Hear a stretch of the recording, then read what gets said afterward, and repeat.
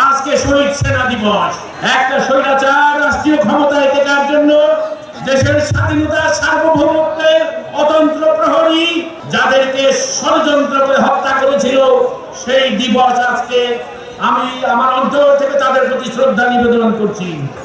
আপনারা দেখেছেন আজকে বাজার দর কি। এই বাজার দর সকল মানুষের নিয়ন্ত্রণের বাইরে।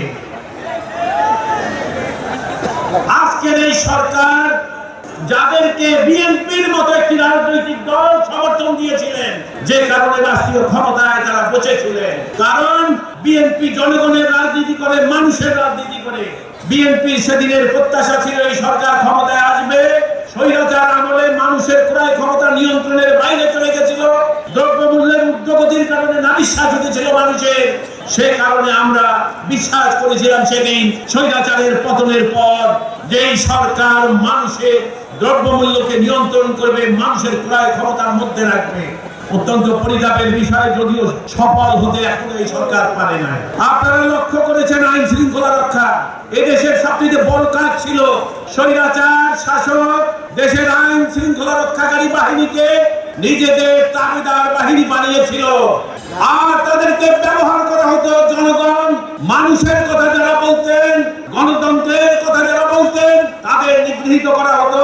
আপনারা দেখেছেন কিছু কিছু বাহিনীর সহায়তায় আমার দলের হাজার হাজার নেতা কর্মীকে গুম করেছিল এবং লক্ষ লক্ষ মিথ্যা মামলা দিয়ে কারারুদ্ধ করেছিলেন। কিন্তু মনে রাখবেন, আমাদের আন্দোলন তারা থামাতে পারে না। আমাদের দাবি এই সরকারের কাছে, আপনারা জনগণের পাশ অনুধাবন করেন। 5ই আগস্টের পরে আমরা আপনাদেরকে ক্ষমতায় আসার জন্য সমর্থন করেছিলাম এ কারণে যে বিএনপি অনির্বাচিত সরকারের অংশীদার হতে চায় না বলে। সে কারণে আপনাদেরকে আমরা সমর্থন করেছিলাম। কিন্তু আপনাদের মধ্যে যদি জনগণ লক্ষ্য করে যে ক্ষমতায় বসে আপনাদের মধ্যে ক্ষমতার মোহ তৈরি হয়েছিল, তাহলে আমি আর কিছু না বলে শুধু একটা কথা বলবো যে স্বৈরাচার আওয়ামী লীগ 16 বছর জোর করে ক্ষমতার মোহে ক্ষমতা দখল করে কি পরিণতি তাদের হয়েছিল, সে কথাটা মনে রাখতে হবে। এক দফা ঘোষণা করেছিলেন, যার সঙ্গে অন্যান্য দলরাও সমর্থন জানিয়েছিলেন। সেই এক দফা ছিল স্বৈরাচার পতনের আন্দোলন। আর কোঠা আন্দোলনকারীরা আপনারা যেটা করেছেন, আমার নেতা জনাব তারেক রহমানের ঘোষিত স্বৈরাচার পতনের এক দফাকে আপনারা সমর্থন করেছিলেন।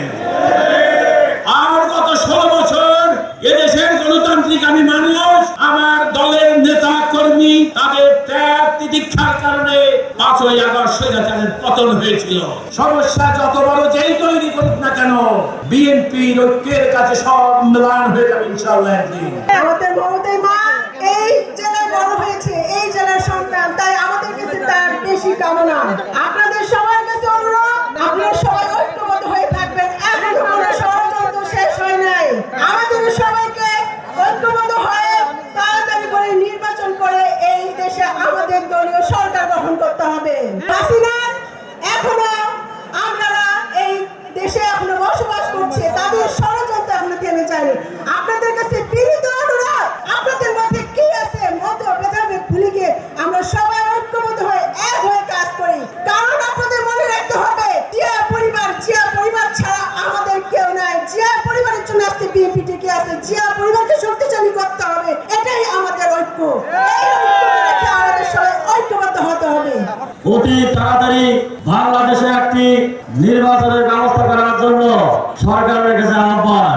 25শে ফেব্রুয়ারি শেখ হাসিনা ক্ষমতা আসার পর বাংলাদেশকে একটি দাবিদারি রাষ্ট্র পরিণত করার জন্য, বাংলাদেশের সামরিক বাহিনীকে ধ্বংস করার জন্য, বাংলাদেশের সামরিক বাহিনীর সবচেয়ে চৌকস নেতৃবৃন্দ, চৌকস যারা ছিলেন, যারা সামরিক ছিলেন সামরিক বাহিনী, তাদেরকে সেই সময় সেখানে চাকরিতে স্থানান্তর করে একদিনে তাদেরকে হত্যা করা হয়েছে। মনে আছে না?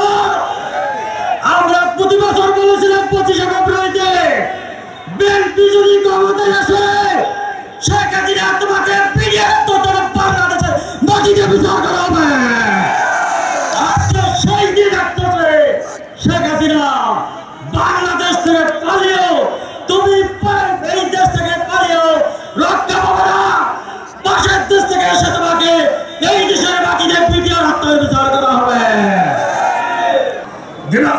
প্রত্যেকটি মানুষকে বাংলাদেশের জাতীয়তাবাদী দলের পতাকা তুলে এসে দিনাজপুরে আকাশে বাতাসে বাংলাদেশের জাতীয় দলীয় পতাকা উত্তোলন করতে হবে।